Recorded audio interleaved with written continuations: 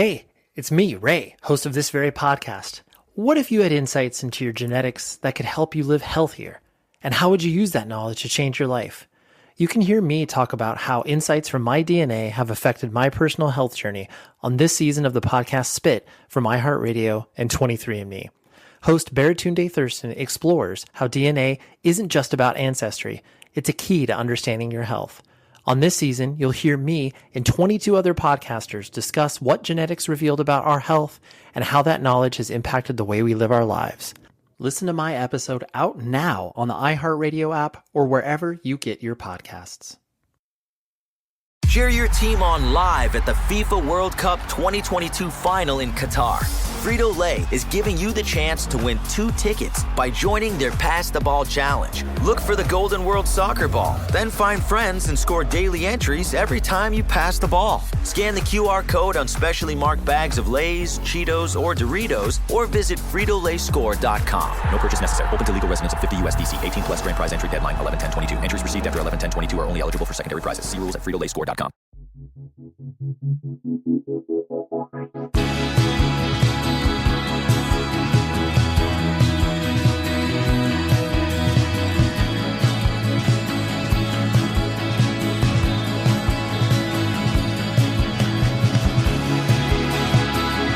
You're listening to 100 Words or Less with Ray Harkins. Hello, podcast party people. Welcome to this particular episode and this show. I just like saying podcast party people because it's got P's and alliteration and all that stuff. If this is your first time here, you are welcome to pull up a chair, come hang out. This is a discussion with people who are involved in independent music to pick their brains, go in and around their lives in music, and frankly, why they care about what they care about. Because I think all of us get pulled together in these weird, small, sweaty rooms because we want something a little bit different. And I think that is what makes this community so incredibly cool. And my guest today embodies that, even though some people might be like, well, I don't know. It's like, this is not really like punk or hardcore adjacent. Like it for sure is.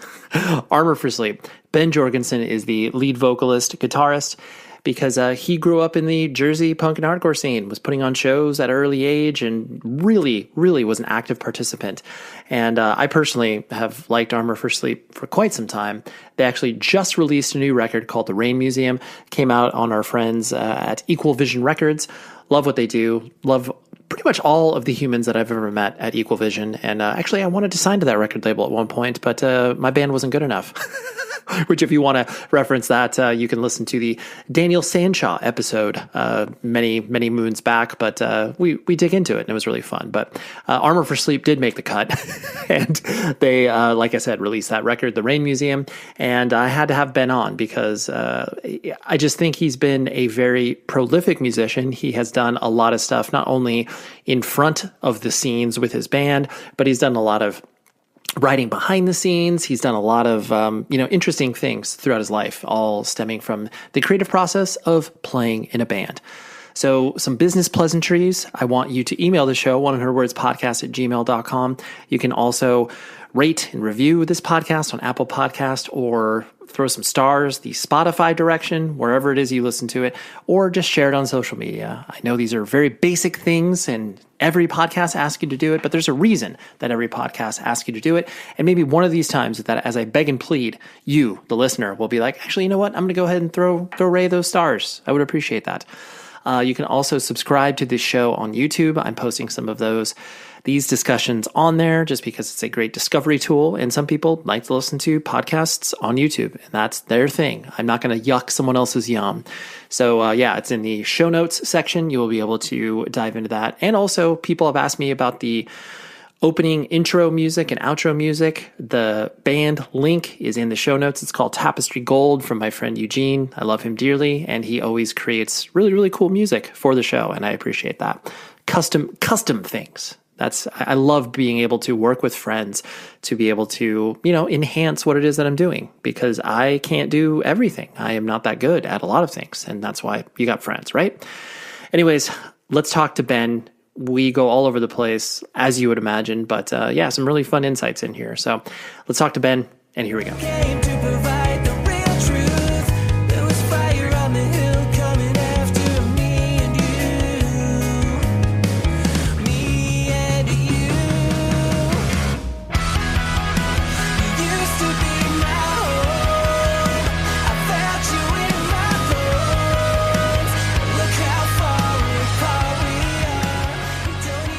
I first discovered you via Victory Style 5, which I know is a funny story for you because I've heard you tell it, of just the fact that, Victory was interested in signing you and they were like, oh yeah, we'll put you on the comp and whatever.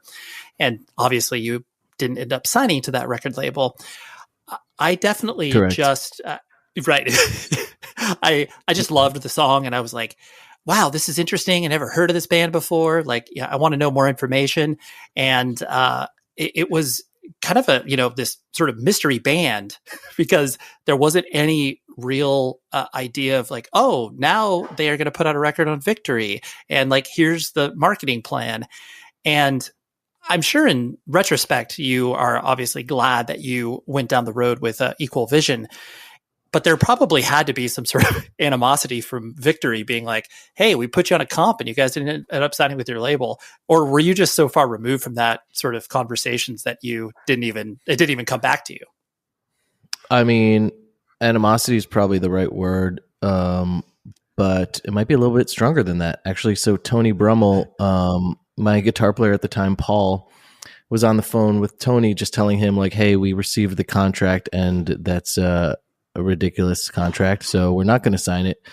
Tony threatened to kill all of us. So, yeah, I think it's a little bit more like beyond animosity when you're, talking about murder. Yeah, death threats. Yeah. No, that's I mean, I would like to say that is, the first time I've heard any sentiments like that coming from that person, but that's not the case. I mean, he definitely has a reputation, as we all know, but I really like that.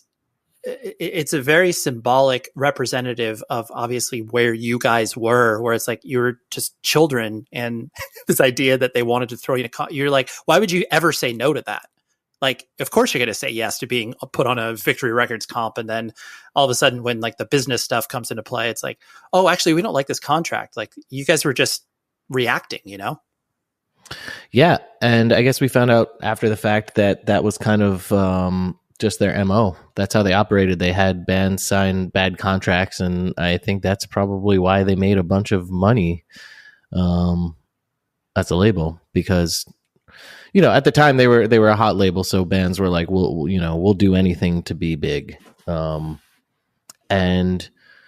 honestly, there was a part of me that was like, nah, should we just sign? But like, our moms made us have a lawyer look at the contract, which is just, I mean, that's just life 101. If you have a contract, you bring it to a lawyer to look at. I'm not sure. I don't know how these other bands signed those agreements. Just did they not have a lawyer look at it? Because it wasn't even like a tough call. It wasn't like, well, this contract could be okay. It was like from what I understand, like a joke of an agreement. Like there was just so much ridiculous stuff in there that I really don't know how anyone accepted. Right. It's like, we'll sign you for 10 records. You're going to sign over all your publishing rights. We have all your merch rights. And some bands are like, sure, that sounds good. It's like, wait, no. Someone should look at this somewhere. Yeah. Yeah. But I just, the reason I'm so fascinated with that is just because it was such a, interesting thing to happen. And then, once the, you guys, started to play shows, and obviously once you put the band together and started to be more present, that I guess for me, and I know many of the other people who, cared about your band and still care about your band, like once that veil was kind of lifted, it's like, oh, okay, so this isn't some like weirdo one song project. Like there's something more here, Mm-hmm. Yeah, for sure.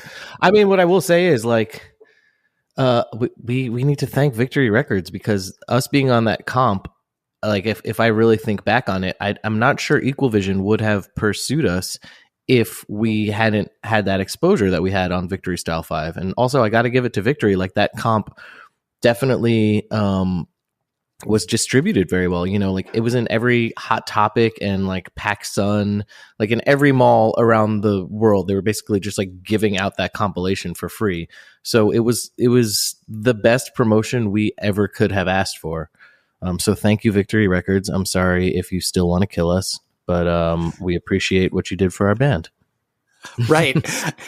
And the fact, like, I actually had to look back at the comp to jog my memory because you guys were, it wasn't like you were the lead track. You were, track 19 on a 23, Yep. but like, and which makes it even more interesting because you had to really, as a kid or as a young adult, you had to kind of sort through what you liked and didn't like. But to your point, those comps were so instrumental on breaking bands, especially because, children didn't have more than $5 to spend on something. And then they would be able to get, oh, wow, 24 songs for $5. Like, I can't wait to listen to all these bands. Yeah.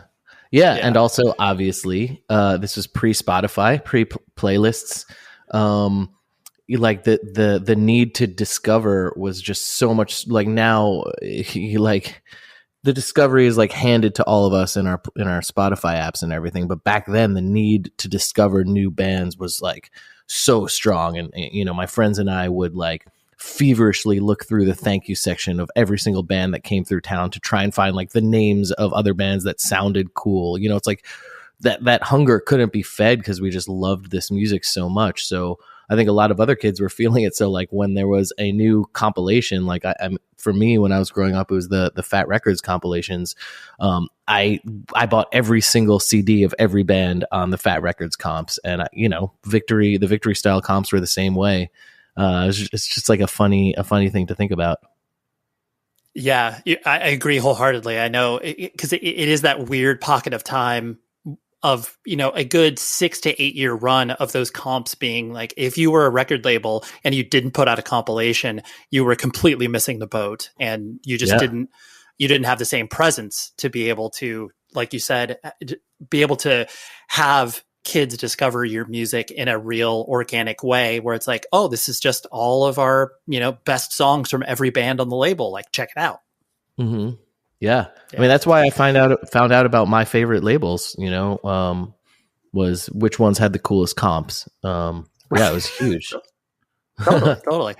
We'll pick through some of that a little bit later, but I know you yourself, clearly born and raised in, Jersey, and definitely cut your teeth within the music scene within that area.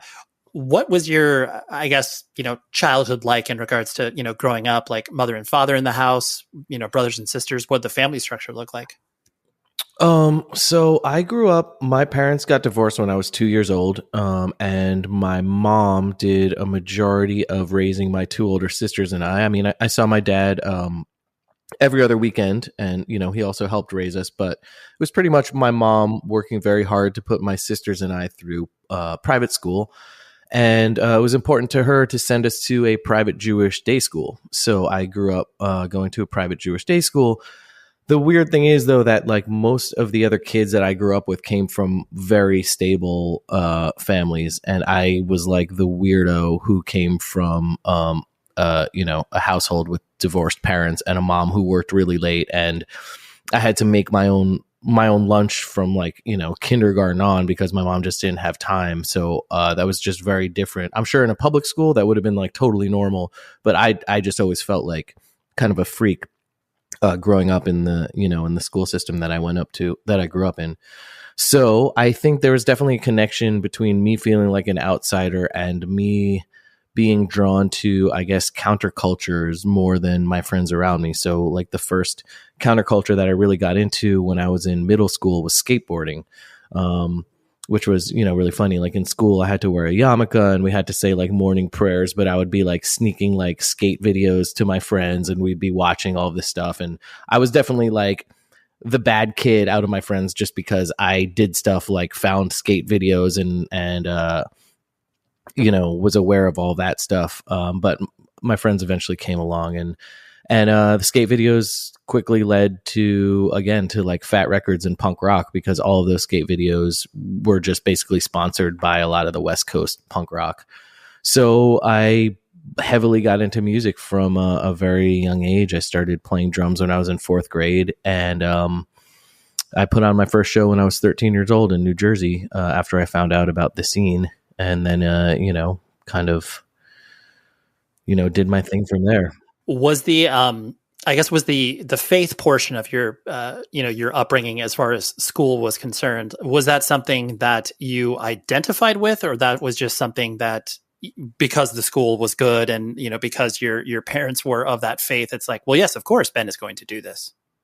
Yeah, I just had to go. I mean, I had to get a bar mitzvah, but I told my mom like a couple months before, I was like, I don't believe in God. Why am I doing this? And she was like, just do it. It's more for like, the family and stuff. So yeah, I knew. Also, the thing about growing up Jewish is, there's a bunch of the traditions and stuff, which I just always thought was kind of like a waste of time. But there is also like a heritage aspect to it. Like all of my friends that I grew up with all had grandparents who survived or didn't survive the Holocaust. And a lot of my friends had families who were, wiped out by the Holocaust. So going to Jewish school was, there was the traditional aspect, but then there was also just kind of the heritage aspect and understanding where I came from and where my ancestors came from. So I think that to me was a little bit more important than like, having to wear a yarmulke every day and stuff like that, which kind of, is just for any middle schooler, it just is annoying when you're just like trying to get outside and like smoke cigarettes and skateboard and stuff. Yeah, it's an inconvenient nature. And I'm sure I appreciate the description of that because when you are connected to whether it's, a faith or tradition or whatever it is, it's not that meaningful as you're going through it. But then, as you get a little older and more perspective, that's when you start to appreciate whether or not I believed this thing, just having that structure and connection to, like you were talking about, not only your friends, but then your family, to understand that experience more deeper than, with just your average person who's going to public school or whatever.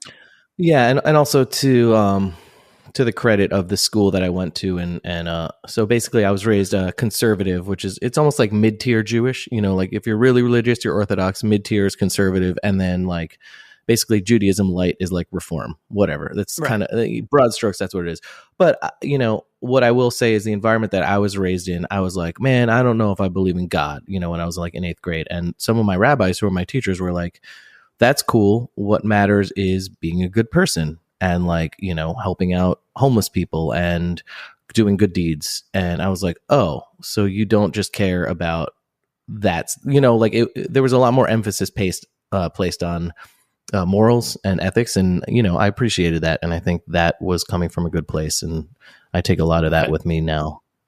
Yeah, right. It's like they weren't just trying to churn you through the system, so to speak. It was like, Ben, this is, yes, like that would be great if you believe this, but this is the actual foundation of the faith and why we do what we do. Exactly. Yeah, that's cool. And that's pretty cool. Yeah. Did you care, I guess, about school in regards to applying yourself, getting okay grades and that sort of, trajectory that a kid goes through?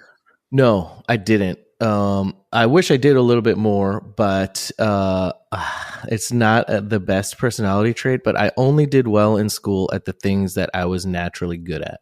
So for instance, math was just annoying. I was like, what is the point of algebra? There's 0 point to it. So I just never applied myself.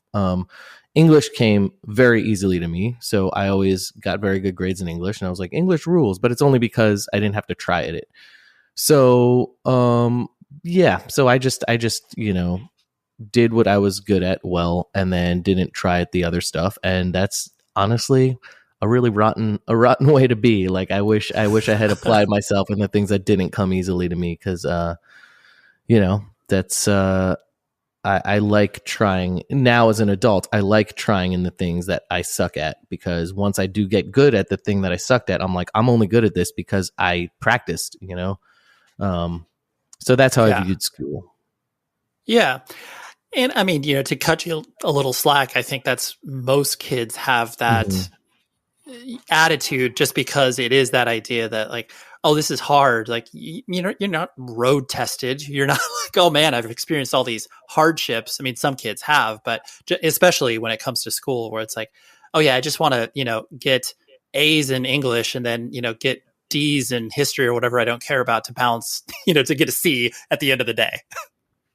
Yeah, and some of my friends could do it, and it's like they were looking at school in like sixth grade as like they saw the trajectory. Like if I do well here, then I'll do well next year and next year, and then I'll be able to have a job and blah. Like I never connected the dots that like school. This is just a path to like security later in life, and it honestly kind of baffles me that my friends had that and did well in school. But like, God bless, I guess like I just I never saw it that way. I don't know. Maybe I always thought I'd figure it out. You know what I mean? Like I had no idea what I was going to do, but I was like, I don't need algebra. Like I don't need to just prove that I'm good at this, so I get good grades, so then I can go to this place and prove I'm good at this. Like I don't know. Maybe it's my aversion to like authority, but I just never wanted to play that game.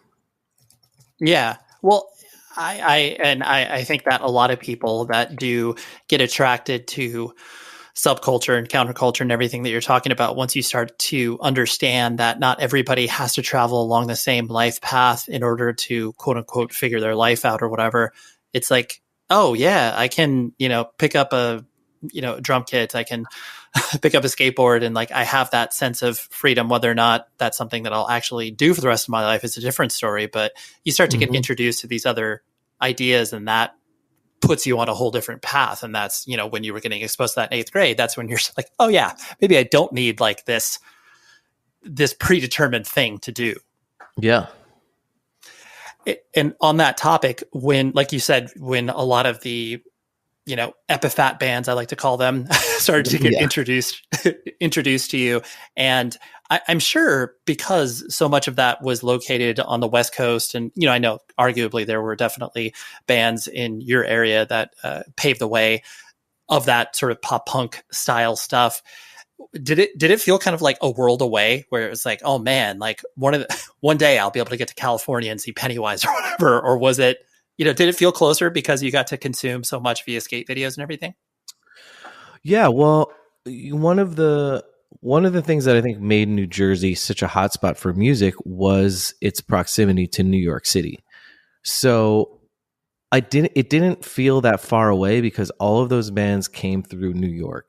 And Sure. Again, maybe because I was a little bit more self-sufficient than some of my other friends. Like I figured out how to take a bus to New York City when I was in like eighth grade. So I had a group of friends that would go to venues like Coney Island High and St. Mark's Place. That was like the big like punk rock capital of New York. And some of those, bands from California, like Good Riddance and Strung Out, would come play New York City. But we would get to take the bus back to our homes and, our homes in the suburbs where our moms bought us drum sets and guitars. So we were able to kind of like tap into that, but at a safe distance, and then be like, Mom, can I have $20 to go, buy a record or whatever?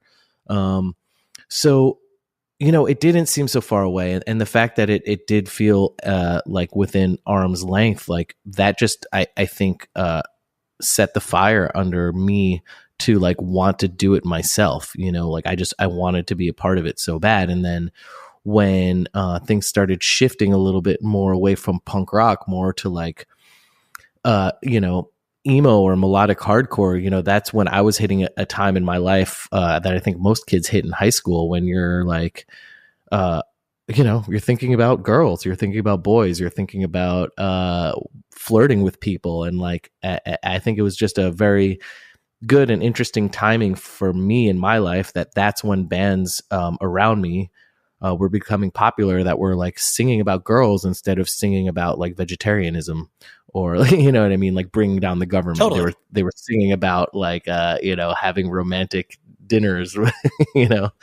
Right. You saw that there was a broader lyrical palette to paint from, and it's like, oh yes, we don't need to just be representing being stabbed in the back or straight edge. It's like there's more out there. Yeah, and that's right. When I was going through a time when I was like, having my first experiences, like getting my heart broken and breaking other girls' hearts, like, that's like the first time I heard "Saves the Day." I was like listening to Chris sing about, longing for someone. And I don't think I'd really like heard songs like that up until that point. I'm very happy to introduce you to my friends at Mutant League Records. They are a great record label that has put out a bunch of cool stuff, but I want to talk about one release in particular from a band called Rest Easy. They're coming out with a new full length on October 28th, which is like in a couple of days if you're listening to this on the week of release of this podcast. The record is called Hope You're Okay. It features members of Daggermouth, Shook Ones. Like, you probably get the vibe. You can close your eyes and be like, okay, I think we're in the melodic punk vein, which is absolutely what they do, and they kill it. They have been, releasing music for the past couple of years, but now it's the first full length. So let's dive in. Let's listen to one of their singles called Hey Maxine, and it'll give you a vibe, and then I'll give you some more directions.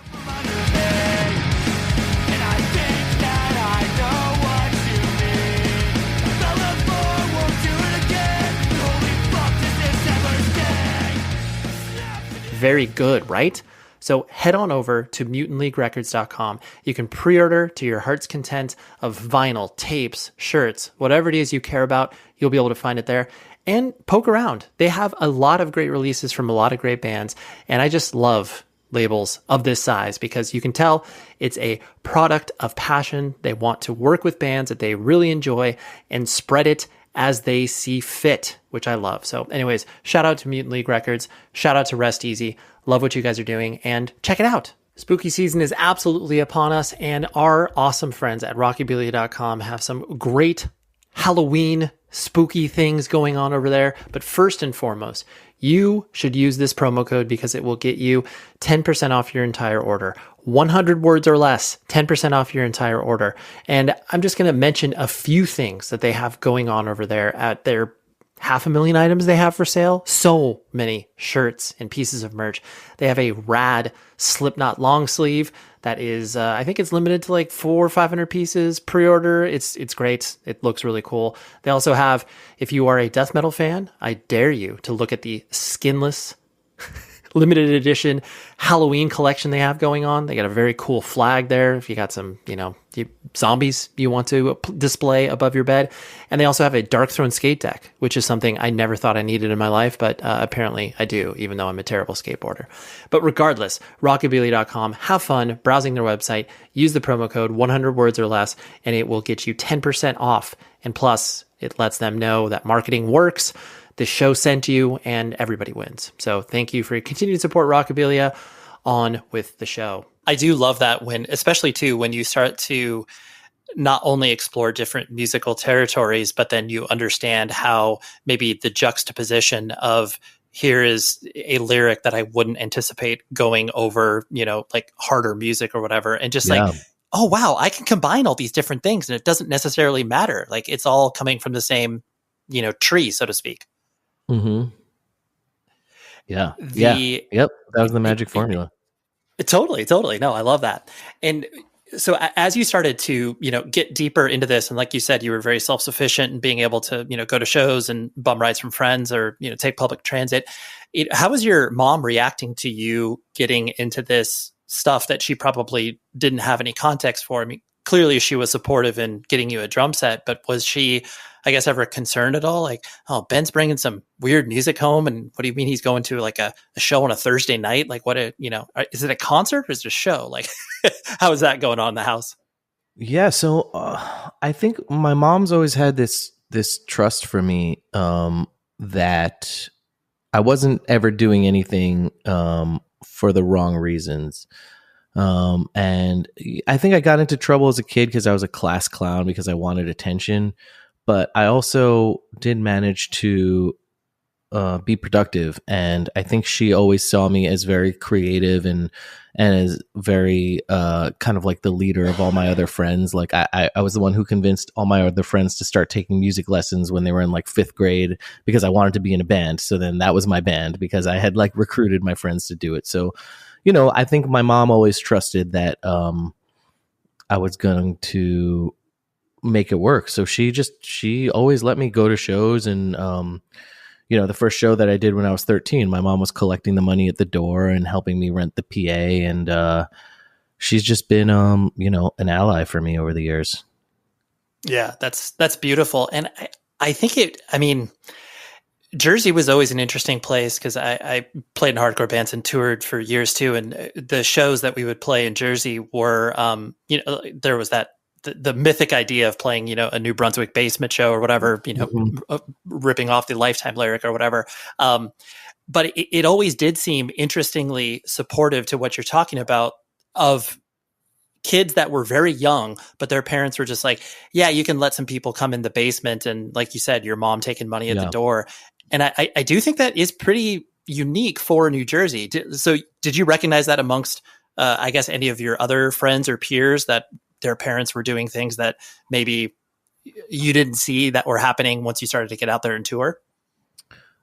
Yeah. I mean, I always knew that at shows, when I first started going to shows when I was 13, there was such a positive mentality about the shows. Like it was all very DIY, but it was all community focused. And, I remember the first time I was ever in a mosh pit, it was like the most fun thing ever. But my first memories of a mosh pit is the band's always saying, like, if somebody falls, you pick them up. And it was this communal thing. And I think our parents picked up on the fact, like, I would come home and say, like not like how amazing the music was. I'd be like, oh, and we were all picking each other off the floor. And I met this guy who, gave me, a tape of his new band, and it was awesome. And then we all went to a diner afterwards. There was like so much like friendship and community. And I think our parents picked up on that. And then eventually, when we were in bands that were asking our parents, like, if we could go play a show on a weekend, even though we were 16 or 17, like, all of the parents got together. And I think they felt comfortable because they were all supportive and talked to each other about it. So yeah, I think it was cool. I think, we were all lucky, I guess, in the New Jersey scene to have supportive parents. Yeah. And also have basements, because that's not common around the country. Yeah. Yeah. Yeah. And so when you started to, play drums and have a desire to, like you were talking to all your friends and having them pick up instruments and kind of figuring it out, it seemed like, because I know you played in a band before the project of Armor for Sleep getting put together. What kind of took you into the idea of playing in a band? Was it immediately once you started to like go to shows, or was that an idea that you needed to work yourself up to? No. So the first album I ever listened to was the Black Album by Metallica. I bought that cassette tape at a supermarket called Pathmark in New Jersey, and I put it on. And the second the riff of Enter Sandman came in, like, I was like, I need to do this. I don't know what this is, but I need to be in a band. So then when I was like, Mom, can I please take drum lessons? She was like, yeah. So in fourth grade is when I convinced my friends to play instruments. My friend Evan started playing bass. My friend Jeremiah started playing guitar, and we would just practice at my mom's house once a week. We would play like half Nirvana songs, half No Doubt songs. We didn't have a singer, so that was it. So we were already playing in a band before we knew that there were local shows going on around us. We were just playing whatever was on the radio. And then when we found out about shows when we were 12 or 13 years old, we already had like a couple years experience playing in my mom's basement. So when we got to high school, we met this guy, Matt, who became our singer. We were like, we should throw our hat in the ring. So yeah, then we started playing shows when we were 14 years old. But it's because we already loved it before then. Right. You're like, we spent many hours just, playing, like you said, covers of everything to get to the point where we can put a few power chords together and write our own songs. Mm-hmm. When, so as you were developing this idea of playing in bands and putting on shows and really participating in the scene in a real active way, you were pretty young. Were you treated differently because you were young? Was it that kind of idea that, 17, 18-year-olds were like, oh, look at this little kid, Ben, coming around to shows and stuff? Or like you said, did you feel really welcome and embraced? Yeah. So I had a nickname. I was called Little Ben back then because that's good. I was super involved in everything. But like I said, the first show that I did, I was 13 years old. And, I was calling bands from out of state and organizing, a show. I think like 300 or 400 people came to the first show. Who was that, Ben? That's a lot. Who did you book that you got that? So the big band that played was a band called Edna's Goldfish. They were a ska band who were on Moon Ska Records at the time, which was the big ska label from New York City. Oh Brian, yeah, very very familiar. Yeah, yeah. Brian, the singer of Edna's Goldfish, would go on to be in a band called The Reunion Show, and now he's a huge guitar tech. I know he was Pete Wentz's guitar tech from Fall Out Boy for like many years. He's an amazing photographer too. Also, this band called Humble Beginnings played from New Jersey, and the bass player for Humble Beginnings was this guy Gabe Saporta, who went on to be in Midtown and then Cobra Starship, and actually would go on to be Armor for Sleep's manager when we right, your manager, yeah, yeah, totally. So totally. yeah, so I basically met him in the when I was 13 years old. He was playing the show, and I just booked that show because I wanted to see them play. I was a really big Humble Beginnings fan. Yeah. So yeah, No, I did get called incredible. Little Ben. Yeah, thanks, man. I did get called Little Ben, but it wasn't in a derogatory way, because the people who were calling me Little Ben were probably 15-year-old kids. There was nobody above the age of 19 who was doing shows at that time. Right. So it really wasn't out of the ordinary. Yeah, that's true. And especially too, where when you're when you're between the ages of 14 and 19, when you're watching a person play a show that is just a few years older than you, you feel like they're so much older. But then when you actually maybe find out their age at a later date, you're like, they were only 2 years older than me, but they felt so much older. Yeah, totally. And so when you started to put together, Armor for Sleep, I know that was, your brainchild in regards to, you recording all the, the music and instruments yourself. And then once there was attention paid to the band in regards to the fact that the music was getting out there and people seemed to enjoy it, was that, I guess stressful for you to kind of retroactively be like, oh, I gotta find some people to play with. And now there's this proverbial pressure that is on me, or was it just kind of like, oh, it's exciting. Like, let's do this. I didn't feel the pressure. I felt the excitement. It was always what I wanted to do. And I remember when I had quit the band called Random Tasks that I played drums for when I was 17, because I wanted to start Armor for Sleep and sing the songs that I had been writing. My friend was like, "You can't quit that band. You guys have already played shows. You have a fan base. You can't start another band." And I was like, "No, it's what I want to do." So I never, I was never scared by it. It was just always I always just viewed it as one foot in front of the other, Right. Yeah. You wouldn't have had the chance to think about something being stressful because you were just trying to, like you said, take the next step, as opposed to, oh my gosh, it's so stressful. Now I got to find people to play with. And oh my gosh, it's like, yeah, you didn't think that way. Yeah. Yeah. And when you once you had the band and, you started, like you mentioned, started working with Gabe and labels started to happen, shows were a more regular part of your life as far as, playing maybe a little bit either out of state or out of your city. Did you like touring initially? Or because I know relatively early on, you guys actually went to South by Southwest, I think, right? Didn't you? Yeah. Mm-hmm. Yeah. I remember that. Because you played at Equal Vision Showcase, and I just remember, I think This Day Forward played with you guys, possibly. Mm-hmm. Yeah, we used to play with them all the time. Yeah, I just remember them, freaking out about you guys as well. But anyways, the touring aspect, was it what you thought it was cracked up to be, or was that something that was like, ooh, this is a little different than I thought? So there are two sides to that. One, no, not really. And it was really hard in the beginning and kind of unfulfilling, and I think a part of that was so Gabe was our manager throughout when we made our first album, Dream to Make Believe. And then after it came out, he was still managing us. And he, as well as a bunch of the people around us, for instance, we were really good friends with Taking Back Sunday at the time, who were doing their first album. And Taking Back Sunday were just always telling us that we were going to be the next big thing in the scene. They just loved our sound and they loved everything. And then we saw them get big really fast. And, that didn't happen for us when our first album came out. So I know for them, they toured a lot before they were big and they paid their dues, but they blew up really fast. And, that it didn't happen for us like that. And so I think touring was almost a little bit harder because so many people had so many hopes for us early on that like to still be playing those shows for like 10 or 15 people and to be like, what are we doing?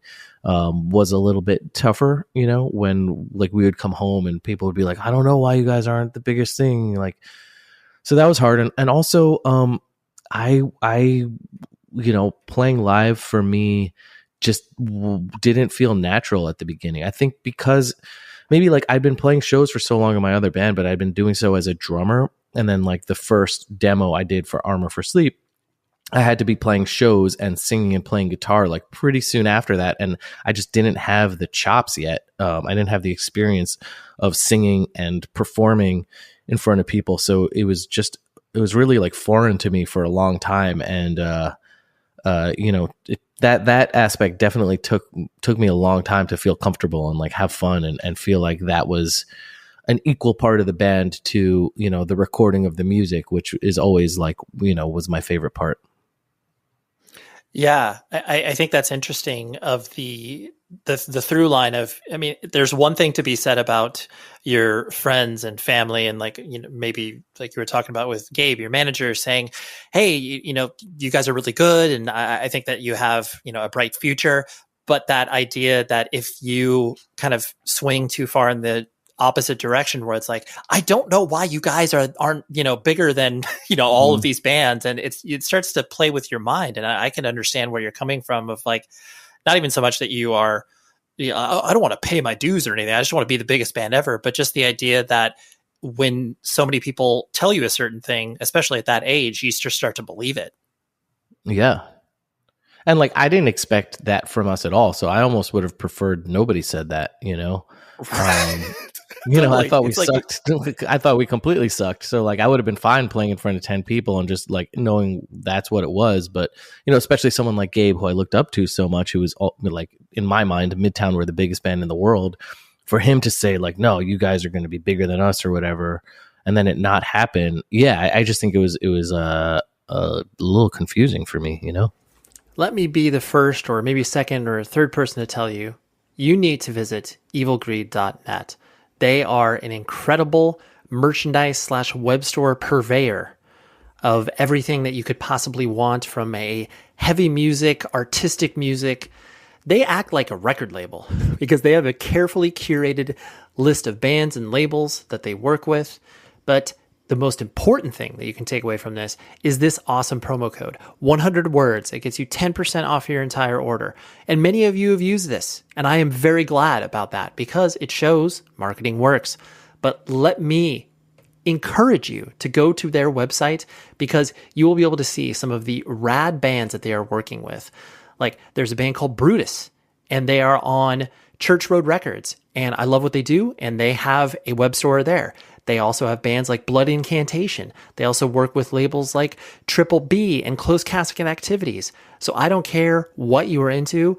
If you like something that is of the artistic / heavy variety, they got it for you. And even though they're based in Berlin, Germany, they ship to the US lickety split, and it's not a ridiculous price. It's awesome. And that's why they're reaching out to you. I'm pointing to you, the listener, to visit evilgreed.net, use the promo code 100 words, and we'll get you 10% off your order. So have fun browsing. Hey, it's Ray, the host of this very podcast. And let me ask you a question. What if you had insights into your genetics that could help empower you to live healthier? How would you use that knowledge? You can hear me talk about insights from my DNA that have affected my personal health journey on this season of the podcast Spit from iHeartRadio and 23andMe. Host Baratunde Thurston, which by the way, incredible dude, has a podcast called How to Citizen. I can't highly recommend that any more than I am right now, but listen to that and listen to this podcast. But he explores how more and more people are finding out that DNA is about more than just ancestry. It's a key to understanding your health. Your genetic profile can tell you if you are at an increased likelihood for developing a particular condition. It's knowledge that can help you make smarter choices about your health and your lifestyle. On this season of Spit, you'll hear me and 22 other podcasters and influencers discuss what genetics revealed about our health and how that knowledge can impact the way we live our lives. Listen to my episode out now on the iHeartRadio app or wherever you get your podcasts. As you started to progress, put out a record, and then, get, a little more attention, and people, started to have, maybe tempered expectations on like, oh, okay, this band isn't going to be the biggest thing in the world in 6 months. It's like, they'll do the kind of the quote unquote normal band trajectory.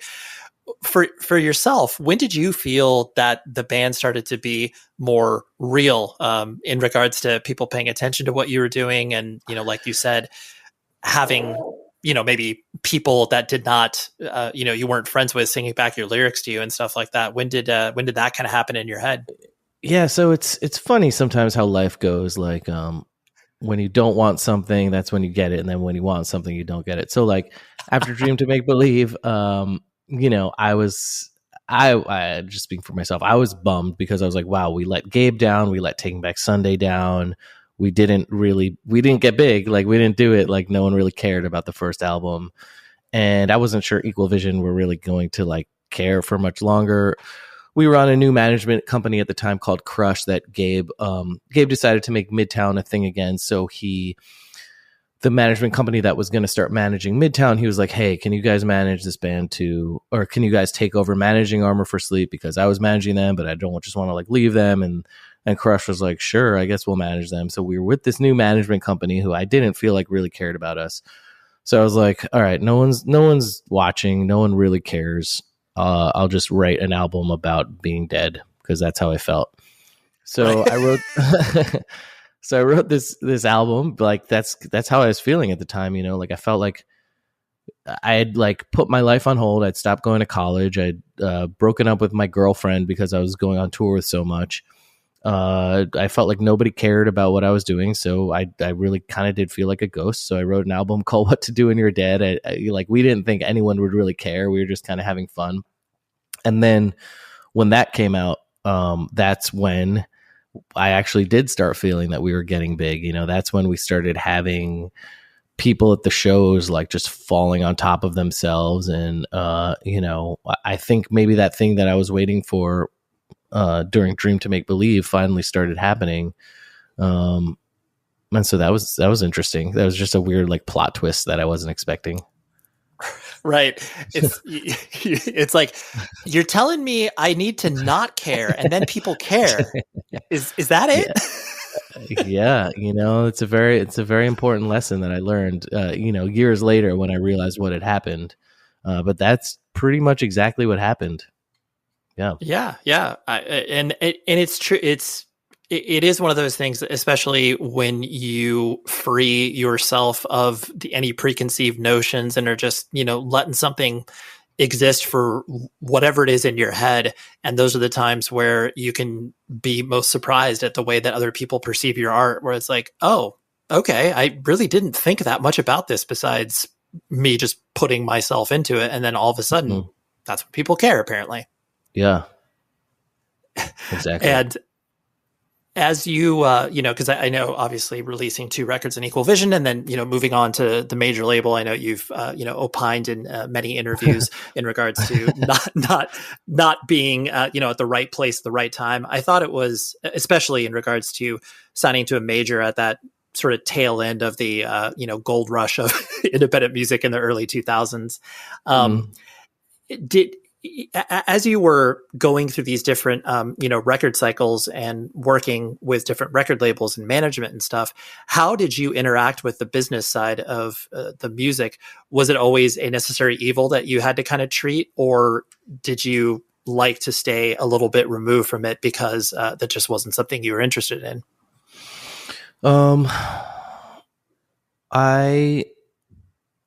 I always, I think, tried to please everyone around me, and especially when we got on a bigger management company, when we had a signed to a major label, my thought was always like, I want to show everyone that we're here to play ball, because everyone just wants to see the band succeed, and I want the band to succeed, and I don't want to piss this person off, I don't want to piss that person off, I want to show, I thought I was doing the right thing by trying to make everyone around me happy business wise. But what I was really doing was shooting myself in the foot and shooting everyone else in the foot too. Um, I think sometimes I look back and I wish I was a little bit more of an asshole with the people who are representing me. But it's hard when you're young and, people seem to be, people were wanting to help me. But I think I second guessed myself a lot because I didn't want to rock the boat. You know what I mean? Like I was one of those kids that I just never wanted to rock the boat. I didn't want to be the bad guy. I wanted to say yes to everybody to make everybody feel involved because I was happy that people wanted my band to do well, So like if someone wanted to be in the room and give their opinion, I was like, I'm so happy you're here giving your opinion. What is it? Say it louder. When I should have been like, please leave. You're going to mess this up. So that's kind of how I always dealt with the business. And I learned a few hard lessons about that for sure. Yeah. Well, and that probably goes to who you are as a person in regards to your personality of, because there are definitely people who thrive in conflict and thrive in drama. And there's other people that avoid it at all costs. And that can definitely play itself out on the business side of things where it's like, listen, the path of least resistance, because like you said, if you're paying attention to me, like that is, I'm at the top of the mountain. Like whatever you want from here is great. Like I'm listening. Yep.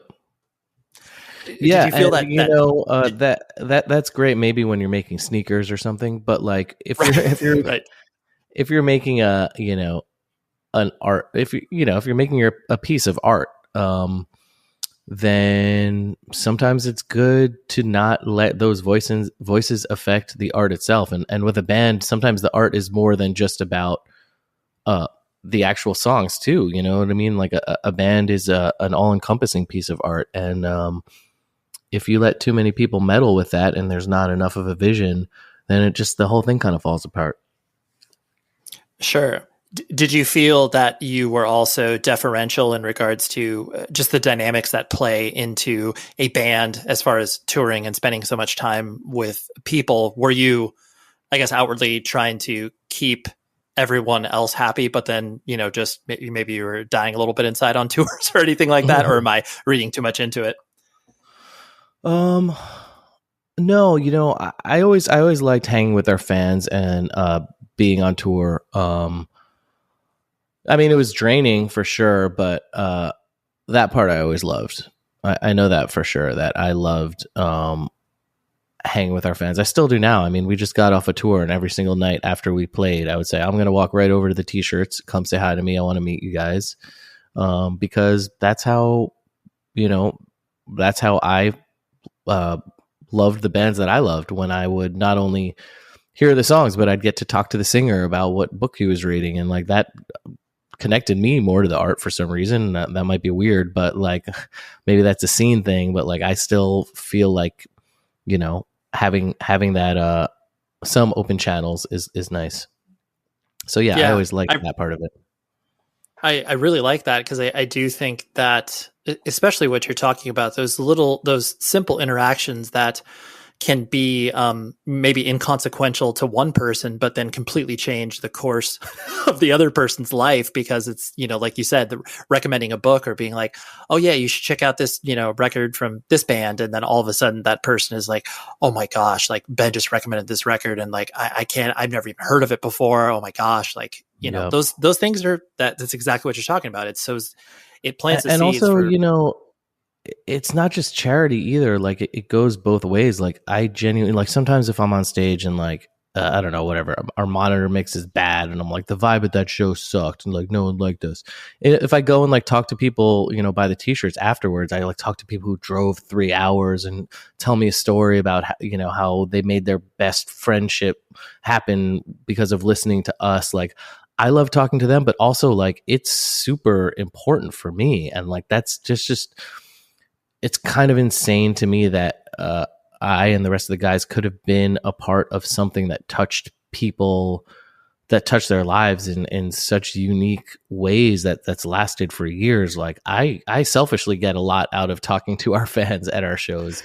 So, it's not just like charity for like, them to shake me and be like, no, like, I hope you feel connected to my songs now, but like, I love it. And, it's been like super special for me to be a part of, to talk to so many people. So yeah. I really like that. It's reciprocal. It definitely goes both ways. I think that's an important aspect.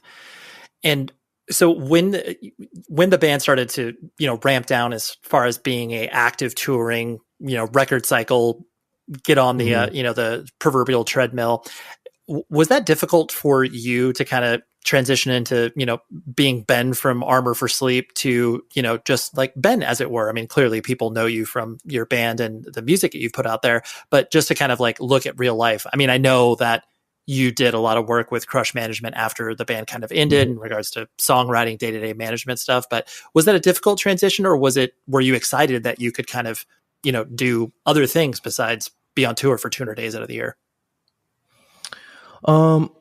Yeah, I think I thought I could just I think there was a part of me that wanted to be my own person outside of the Ben from Armor for Sleep, and I think I thought that I would be happy if I could prove that I could live a life.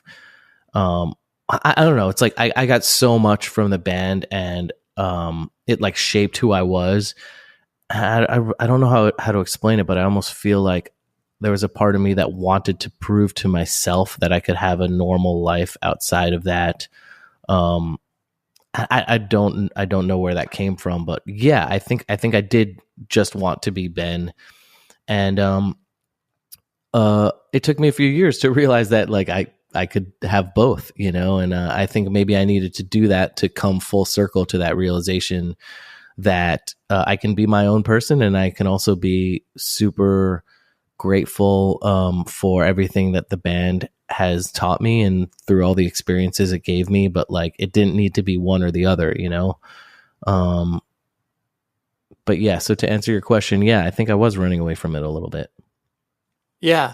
But I mean, to that idea of being able to, because some people, transition immediately into some other band or musical project because that is like the easiest lifeline for you to build another identity around, rather than, okay, I'm going to take stock of, maybe who I am as a person, what I want to do next. And those, that can be a scary step. So, I mean, it's cool that you were able to kind of balance all that together while not just completely walking away from music, because I know a lot of people end up doing that as well. Yeah. Yeah, that's true. The every piece of press around the new record, like everybody, dives into, what was your headspace and why did you come back? And, I just love the answer of just like, yeah, I went through a really terrible time with divorce. And then people are like, oh my God, I'm sorry. And I love how blunt you've been in regards to that, because it's, I think that people are sometimes afraid to broach that topic or even speak about it. The thing that I am interested in is the fact that you could have done this, this artistic expression, even though realistically people would compare it to Armor for Sleep. Like, you didn't need to do this under Armor for Sleep. Like, you could have simply done, and I know you had some solo project material, but like, what made you feel, I guess, compelled to release this as an Armor for Sleep thing? Was it because that idea had been planted so long ago that it would have felt weird if you tried to do something else? That's a really good question. Sorry, I realized it took me a long time to get up to that point, but I felt, I was like, just thinking about that in those terms of like, oh yeah, you could have just done anything, started a new band or, called it anything, but then you felt compelled to do that. So anyways, yeah. I mean, I think it comes down to what I thought would be most interesting, so, I didn't start writing the album knowing that I was going to go through the awful time that I went through. Actually, like, I had the idea to do the album, The Rain Museum, during lockdown, like right when the pandemic happened, just because I had the time, and we we were planning to do the 15-year anniversary tour for What to Do When You Were Dead, but that was put on hold because of the pandemic. So I was already in the space of like, oh, I'm going to play shows with the Armor guys again. It's probably going to be in like a year, or we had no idea if it was going to happen again. So I was kind of in the Armor mentality again. And I was like, let me do something for Armor again, just because that was on my mind a lot. I was like practicing the old songs again.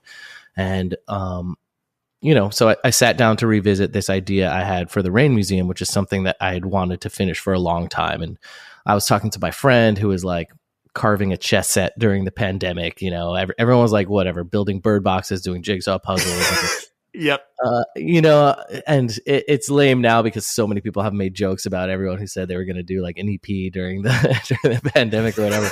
But totally. Like I was going to do this thing. So I started kind of putting the foundations into place for it. And I guess you asked the question, why Armor for Sleep? Why not, just a solo thing or whatever? Because I think part of the interesting thing for me was resurrecting this idea for something that I had, like 15, 16 years ago, but also kind of resurrecting the sound of the music too. And the nostalgia that sound had for me, also bringing up this old creative idea that I had. I think those two things kind of went hand in hand in a really interesting way, where like if it was just Rain Museum with like me doing a solo thing, I don't think it would have been as interesting to me, so it's kind of like, because the idea of the Rain Museum and of me unearthing this idea was kind of like looking, like one of the themes is like looking into the past and unearthing something from the past and facing what that means and how that affects what's going on in the present. So it had the duality of making this cool album, but also making this cool album that I had in the past, but also in the style of music that I used to do in my life that I was revisiting.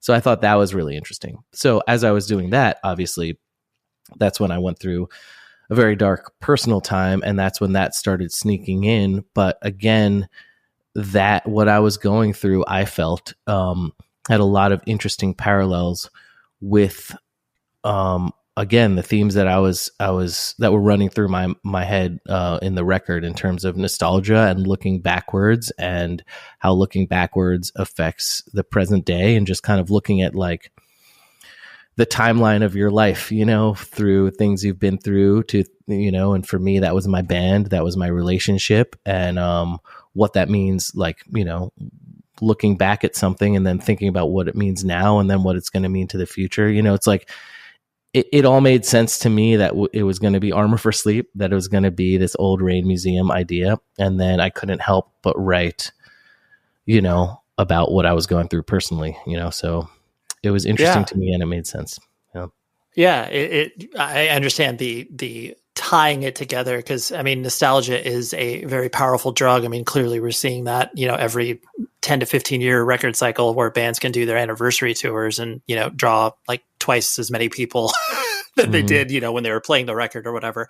But for you being able to connect all those dots, and like there was no other repository for you to kind of put it out there because of all of these things that were pointing towards the direction of, yes, I need to call this Armor for Sleep. I don't need to call it anything else. Yeah. The two last things I want to hit on was the you, and I mean this with a great deal of respect. Like your voice is very unique, like in the sense of like you can sing, and I'll be the first person as a screamer of a hardcore band to say that, like you can sing, but the way that your tone inflects it is, not polished, for lack of a better term. And I know for myself, offensive. Yes, I figured as much. Yeah, I know. You're like, this interview is over. Yeah. But I think that's what, a lot of people, including myself, were drawn to, because there is this element of, okay, yes, like I can, carry a tune and I can sing melodies, but it is not overly, compressed, polished, whatever you want to call it, to where you're just kind of ironing it out to sound like, all of the other bands that are in your genre. I'm sure that that's something that you have always either paid attention to or thought about, or maybe struggled with at times. I don't know if that thought has been reflected back on you, but That's what I've noticed personally. Yeah, I think that's just kind of the like what I personally find important. For instance, my guitar playing is like the same way. Like my guitar skills are just so I can play the songs. And I never wanted to be a shredder. I never wanted to learn how to solo to the nth degree. Like I think people who can do that are amazing. Like I love bands like Polyphia that are just super technical, and I think that's artistic and really cool too. But for me and for a lot of the bands that I've liked, I will like, I think Nirvana is like the quintessential example of that, where like Kurt Cobain just played the chords that could express the emotion of the songs because that was most important to him. So I think with my singing and my guitar playing for this band, it's just been kind of like utilitarian, like just to like get the emotions across of what I'm trying to do. Like I'm not going to show off vocally. I'm not going to show off on guitar because that's just, for this project, I think that the art is in more of like the bones of the songs. Maybe I'll do another band where I like sing like Matt Bellamy or something. Not like I could, but yeah, for this band, I haven't cared about that. And also, there's something to be said for literally this first songs I did for the band. The first times I ever sung the songs were when I stepped up to the microphone to record them in the studio the first time, and I just didn't have the vocal experience, so like I could sit here and say that it was some intentional artistic statement, but also it's just kind of like that's just how the chips fell. Like I wasn't a trained vocalist. I just never valued that. So chances are if somebody wants, some crazy vibrato and operatic singing, I doubt Armor for Sleep would be their favorite band, but I won't hold it against them. Like I love Muse just as much as everyone else. I think Matt Bellamy's an amazing singer, but I love Thursday, and I love the way Jeff sings. I think that it really works too. So I guess if people dig what this is, then cool. But like, I won't hold it against you if you don't. Right. Yeah. You're like different strokes for different folks. I'm not going to be able to hit that note that you want me to hit, but I can hit some other things that hopefully you might like. Yeah. The last thing was, I'm sure because you have had this time to process not only releasing new music, but playing shows like you were talking about the tour that you just ended, and then being able to have more perspective of what Armor for Sleep has meant to people, either the hand-to-hand relations that you have with people after shows and stuff. What and this may be a difficult question to answer, but what has, I guess, surprised you about the legacy that Armor for Sleep has had? Because I mean, realistically, like people don't need to care about you anymore. Like, like there's plenty of bands that have filled in the space in between, but there is a lasting, impression that the band has left. So I don't know what's surprised you about that, or is it just, the fact that you can get out there and still play shows? That's what's important to you. No, I mean, there's absolutely something that's very surprising to me. And that's, anyone who comes up and tells me that, I or Armor for Sleep or, our songs saved their life, I think that's something that I'd never expected to hear, but it's something that I hear more and more through the years, and I don't take that lightly. And I never, whenever anyone says that to me, I've never once gotten the impression someone was like just saying it to like get a rise out of me or get my attention. You know what I mean? And that is something that like I said, I don't take delicately, and I guess it's surprising to me, but in the best way possible. Like if there was one thing that I could have asked for, when writing these songs for this band when I was like 17, if someone like if a genie came down and was like, if one day someone will say that your songs saved their life, like I would have been like, yes, that's the top thing. You know what I mean? Like who could ask for something more than that? So I take it at face value that what they're saying is true. But if it is true, then that's the most amazing thing I've ever done, or ever been. Right. You're like mission accomplished.